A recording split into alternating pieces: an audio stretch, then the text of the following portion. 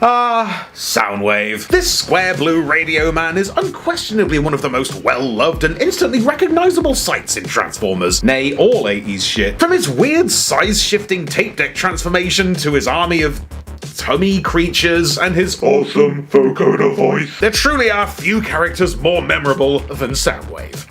So why have I barely touched him in 18 years of Transformer chat? Well, it's because there's a lot of robots, okay? And there's a lot of Soundwaves. He's a guy who shows up constantly in ever-changing iterations, whether he's a cassette player gizmo, a skinny wingy whatever thingy, or a chunky wheelie whatever dealy. But today, we're not doing any of those. It's Transformers Evolution Soundwave featuring tablet mode, I think is the name. Now, this touchscreen troublemaker was an exclusive release at San Diego Comic-Con 2016, produced in partnership with Chinese tech giants Xiaomi, deftly disguised as their MyPad 2. No way. They never call it a MyPad. Were they aiming to sound like a bootleg?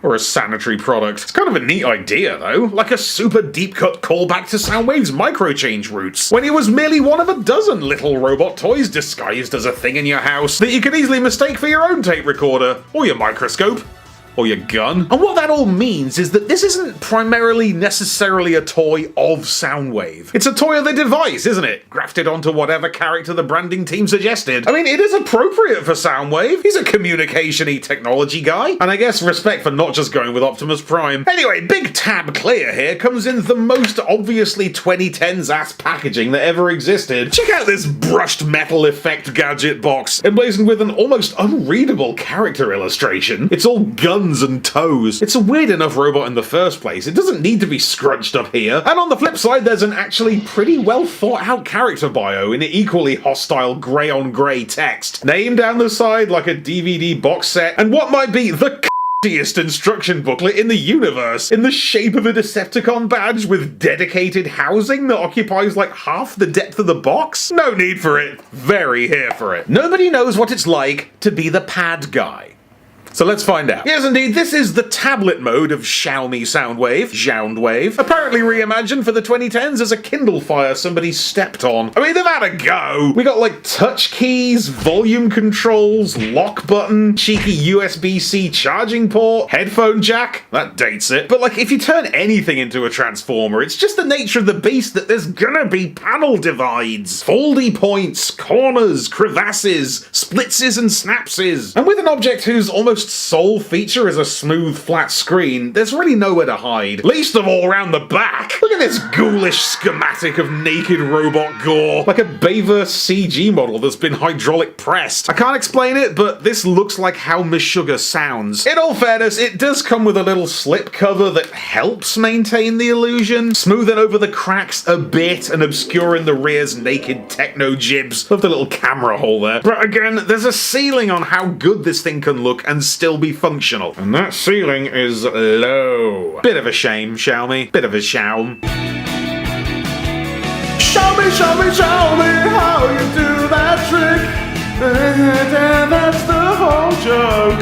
Not gonna do a full version. Please don't ask me to do a full version. The joke doesn't have the legs. It's literally one word. Transformation's a remarkable act of plastic origami. Like, I figured this out on my own, because I didn't realize the instruction book was an instruction book. Doesn't look like one, does it? So I went in blind, and it's actually amazing fun. It's a very brain teaser-coded exercise in unraveling the back. I see hands, we know he has big shoulders, there's 3 slices of head there, so how do we draw a robot out of this? The way the surface shifts and folds in on itself to achieve a sort of humanoid-ish form is fascinating. Tell you what, nightmare mode, try and do it from just the screen side. Be like doing a jigsaw face down on the moon. Pissed. Now then, show me what you're working with. The robot mode is shockingly substantial. It's about as weird as Transformers get. Like a throwaway movieverse gadget character taken seriously and done properly, with a design angle that's more celestial than alien. Like a biblically accurate Reed man. There's only really certain spots where you can tell this guy was a pancake a minute ago. Like the waist is very obviously flat and wide, the guns look like they've been sliced in half, and the joints all operate on like millimeter deep pivot points. But that doesn't lessen it at all, it just makes it unlike anything else I've encountered before. The torso's layered up with a two-fold chest plate, revealing pointy nips that sort of echo Soundwave's classic fast-forward buttons. Nice use of negative space back here to bulk him out a bit, and the head's a very regal seraphic mush. It doesn't move because it came in 3 slices, but it's crisp and charming and lands somewhere between Movieverse and like Escaflowne, all blue-eyed and weirdly benevolent. Wait, don't tell me this is shattered glass. Anyway, the shoulders are kind of the MVP here, rocking these awesome wing toppers. Love the cheeky spy camera and the surprise flashes of orange. I love the intense circuit board detailing on the shoulders proper, and the elbows are formed of this delirious double hinge that I can't believe actually works. It's so strange. And the legs take it even further. The shins are built of like folded up pad rims. The connector pops out a secret extra layer on its way in, like it's no big deal. And I love the massive stupid ostrich hooves. There's no subtlety there. There's no grace. They're just here to keep him upright. They've got a job to do. Crack on. If that's not insensitive to the alt mode. Couple of accessories on the go. We got a shotgun and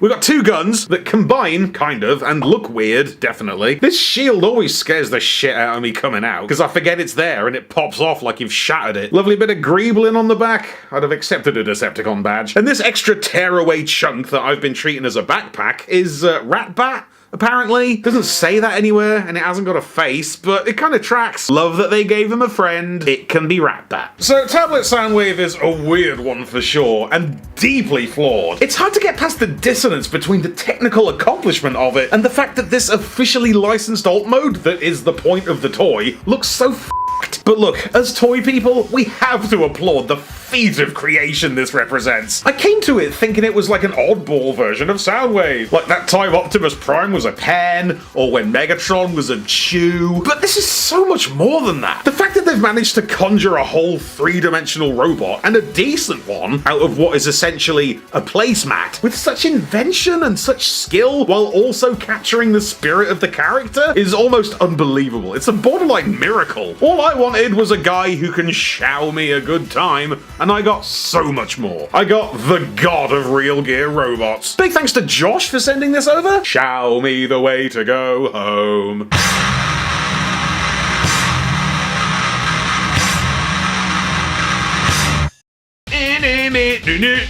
I love an episode that no one's gonna watch. Thanks for apparently making it this far. Nice one, gang. Big cheers to all the supporters and to Josh once again, and random patron shoutouts to Kenzo Gameplays. I love the idea of gameplay as a verb. What are you gonna do? I'm gonna go and gameplay for a bit. Oh, my husband gameplays. Bet he does. Cheers, Kenzo. See you next time.